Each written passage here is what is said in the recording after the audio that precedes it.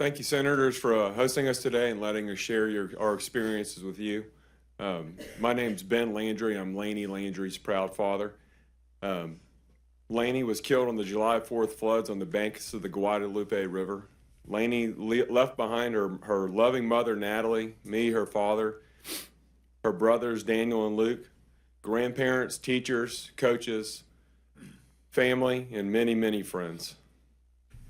Lainey was the caboose of our family. She was our third child, and she was the sweet, loving daughter that Natalie and myself wanted so badly. She made our family whole, but more importantly, she softened out the edges of myself and my boys. She made me the man, the husband, and the father I am today. She truly changed our lives and made us better people. She was the best friend to Daniel and Luke, a great playmate, a great friend to everybody around her, and a kind, caring child. Like you've heard from all of these people, these girls were amazing. And they brought the best out of people around them. And they truly lifted people up to be better.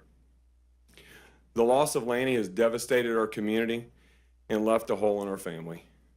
While we're full of grief and sadness, we are comforted that she's in heaven with Jesus and that she will lift us up and that she'll lift all of our community up. And so we'll be able to find peace and happiness again. Lainey and the other 26 girls that died at Camp Mystic that night have given our families the strength and focus to fight for these changes. It's clear that the status quo did not work, and important safety standards must be imposed in the camping industry, just as they are in schools, daycares, and industrial, commercial, and manufacturing sites. No emergency plans and no evacuation training is not acceptable. There's not an industry I know that would allow this. I've coached lots of my kids' teams, and I've always told them I will never put you in a position to fail. All of these girls were put in a position to fail. They were told their directions were to fail, and that's what happened that night. These children were put to sleep in a floodplain with no plan for a flood. This must be changed now so this does not happen again. This is an event that was preventable and was caused by years of neglect, ego, and complacency. Never again should these words be used to describe the children's camps in Texas.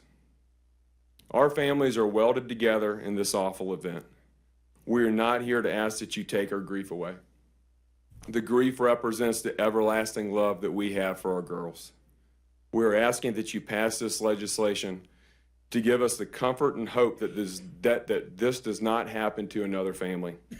They did not, so they don't have to deal with and live through this grief and pain. I want to thank you all for having us today and working to pass this legislation. And I want to give a special thanks to the Texas communities and communities all across the country that have supported us and prayed for us. In particular, I want to thank the St. Michael's and St. Teresa church and school communities in Houston, the SBMSA and Post Oak families, and all the close families and friends that have loved and cared for us. In particular, I want to, even more detailed, I want to thank the families, the 26 other families here who have all lifted each other up, have supported and cried together and helped each other and to get through this time. Like our daughters, your kindness will not be forgotten.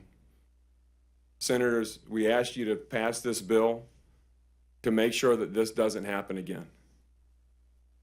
And we also ask for your commitment to make sure that the full resources of the state of Texas are committed to finding Seal Stewart and to bring her home to her family. Thank you all for your time. God bless you.